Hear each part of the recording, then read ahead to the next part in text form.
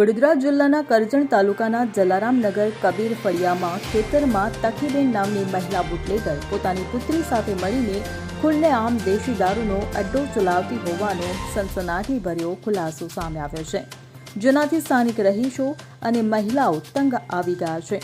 રાજ્યમાં દારૂબંધી અંગે ઉચ્ચ અધિકારીઓના કડક આદેશો હોવા છતાં કરજણ પોલીસ સ્ટેશનના પીઆર પટેલ અને તેમના કથિત વહીવટદાર હનુભા કામડિયા દ્વારા મહિને લાખો રૂપિયાનો હપ્તો સેટ કરીને આ કાળો કારોબાર ચલાવવામાં આવતો હોવાના આક્ષેપ સાથે તંત્ર સામે ગંભીર સવાલો ઊભા થયા છે।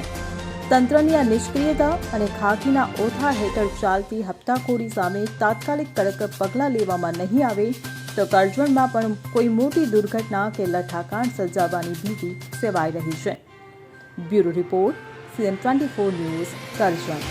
હવે જુઓ દેશ દુનિયાની તમામ ખબરો તમારી આંગળીના ટેરવે। ઉઠાવો મોબાઈલ અને Google Play Store પરથી ડાઉનલોડ કરો અમારી CM24 ન્યૂઝ મોબાઈલ એપ।